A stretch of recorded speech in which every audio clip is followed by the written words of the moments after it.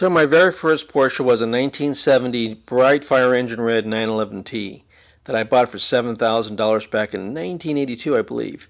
I crashed it twice. First on the way to a job interview, and the second time I canceled my insurance to try to save money, and I totaled it on the Harbor Freeway down near Los Angeles.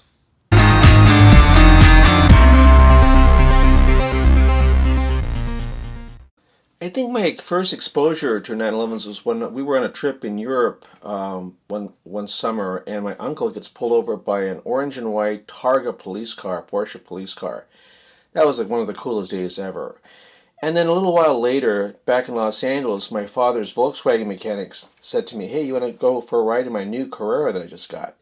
Well, at the time, I had no idea it was a 1973 2.7 Carrera RS, and that was a formative time, and I couldn't believe it, the experience of that car, and that's what started the whole addiction into Porsches for the rest of my life. So that experience in the 2.7 really set me on a trajectory to obtain my own 911. So I get a little job at a car dealership, selling primarily older 911s and even the newer model ones. So I'm going through all their brochures. I collect a whole bunch of these brochures and started looking at the 911's, the 928's, the 944's at the time.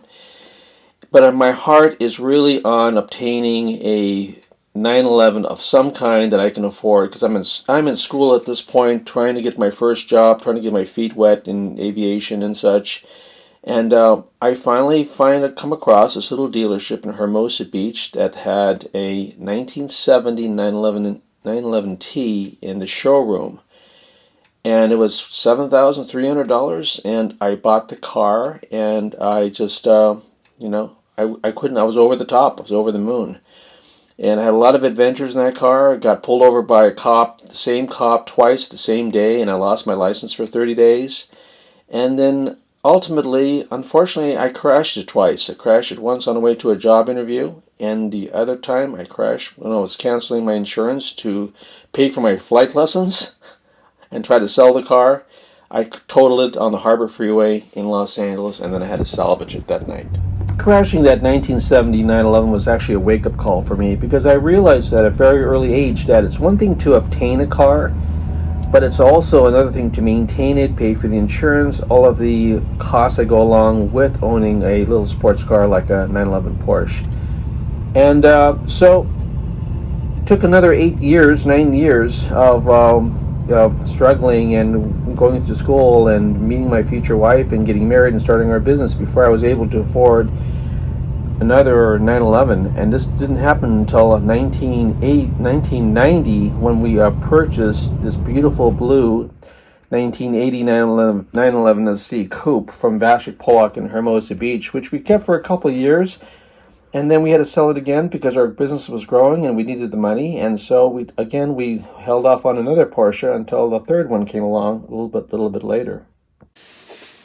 So about 4 years after we sold the blue 911 Coupe, we bought the car that you see today, the black 1983 911'S Cabriolet. And this car we have until this day. We've had it since 1996. We bought it for $20,000. The blue one we bought it for $17,000, and we sold it for $17,000. Like I said before, the red one, the 1970, I bought it for $7,300. And unfortunately, I sold that thing to a salvage yard for $2,000 that afternoon when I crashed it. But anyways, going back to the 83, this car here taught me a lot about Porsche ownership. First of all, I got to a position in my life where we were able to afford the car, not just the actual initial purchase of the car, but the outlying aspects of maintenance. For example, the tune-ups, the oil changes, the tires, clutch replacement, things that go wrong with these type of vehicles over time that you need to have additional income for, or additional money stored away so you can pay for those expenses. Because as reliable as these 911s are, they are still a car, and they're built very well, but if you don't take care of them, things go wrong, and it can get very costly over a very short amount of time. The other aspect, too, is I learned how to drive these cars. So one of the reasons why the 1970 crashed the first time is because This is before the internet. There were no YouTube videos. There were no how-tos on how to drive the 911 properly. And of course, the engine being in the back, like I've told you guys in prior videos, you never brake in a turn. Well, guess what? I was driving in a rainy day, on my way to that job interview, and it was a slick surface, and I was driving fast, and I braked in a turn, and the car spun 3 times on the Sepulveda Pass, and it hit another car, slightly causing my car to have damage, but not much to the other one. But nonetheless, it was a $4,000 or $5,000 out-of-pocket body shop deal for me to fix that car that day. Not to mention, I lost the job opportunity too because I crashed that car that day. So that brings us now to our final car, another current car we own, which is our 2006 Carrera RS 997.1. We love this car. We've owned this car now for just probably about 4 years. This is a water-cooled variation of the 911s. The ones prior to that were all air-cooled. And the reason why we got this car is because for the longest time, much to the chagrin of my poor wife, I was lusting after the GT models, specifically the GT3. But the values of those cars, remember, like I told you guys before, it's like you got to stay within your lane in terms of what you can afford, right? And I could not stomach as much as, $100,000 for a car nowadays is probably not a lot of money for some people. For some people. For me, it is, right? It'll always be a lot of money. In this day and age where $100,000 Range Rovers are bought daily, $100,000 Tesla Plaids are bought daily, I could not see myself purchasing a used GT3 for $100,000. And so we looked around. I'm thinking to myself, oh, I really like these cars. I like the water-cooled cars, I like the way they look. And so we started looking at 997s. First, I was looking at 991s, and the 997 had a nicer body style to it, and specifically the .1. So we've looked for almost a year for this car, and we looked at a lot of different 997s. But remember, in a prior video, I was telling you about over-revs. So a lot of those other cars that I found had over-rev issues. And if you want to hear more about that, look at my over-rev 997 video. In any event, we looked around for the perfect 997, and it had to have the wide body look. It had to have the four-wheel drive, all-wheel drive 4S variation. And we finally found this car, and it kind of fell in our laps. And again, this car now, each car was a little bit more money than the last, but this car cost us about $39,000. We bought it 4 years ago, and it has gone up in value. Which, by the way, the black one, the 83, we paid $20,000 and has gone up in value. But the important point here is we're not buying these cars as investments. They go up in value, great. The market goes up in value, wonderful. But we didn't buy these thinking that we're going to make money off these cars. We bought them. I specifically bought them initially because I love the Porsche brand and I love the Porsche 911. It's my favorite car. I like other cars too, but the Porsche 911 resonated with me way back when I was a child, when I got that first ride in that 2.7 RS, and that blew me away. So I've been a Porsche owner on and off for the last 40 years, ever since. And I love the iconic brand. I love the 911 style. Regardless of what model you get, the early long hoods, the G bodies, the water-cooled cars, they are fantastic automobiles, and I can't imagine a life without them. And yes, we were lucky we bought these cars when they were relatively affordable.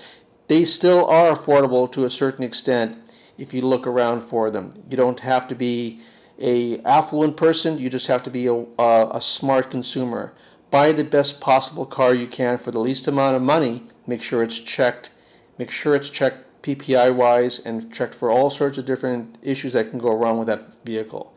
But the ownership of a 911 Porsche, regardless of what other cars are out there, Corvettes, McLarens, Ferraris, it doesn't matter. If you want a sports car of a certain company brand that's tried its test of loyalty and its reliability over 50, almost 60 years, the Porsche 911 car is the car for you. So what kind of cars do I still want to review and possibly purchase? Well, I'll tell you what. I got some little metal models of cars that I want to review for the channel.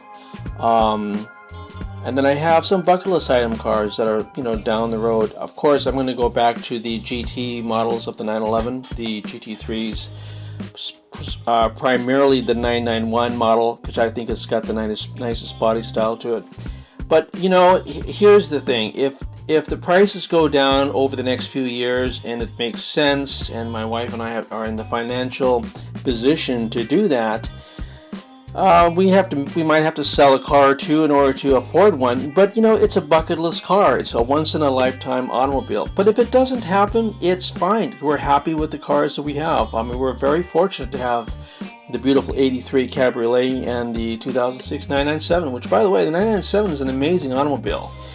It is really kind of an underrated sleeper car. It's a very fast car. It'll go 0 to 60 in about 4 seconds. 360 horsepower. It goes 180 miles per hour. It's incredibly reliable, and it sounds awesome. And we have a stainless steel exhaust on it, and this car just meets all the criteria. But again, it's not a GT car. It's one of those cars I've been pining for years. So who knows? I mean, am I a Porsche-phile? Am I an addict about Porsches? Possibly. But at this point in my life, I don't really care. I just want to share the love of 911s and Porsches with my audience and my community, and that's where it is. So thanks again for listening. Thanks for letting me commiserate here for a little bit of time and share my Porsche journey with you guys. Like, comments, and subscribe, and we'll see you guys on the next ride.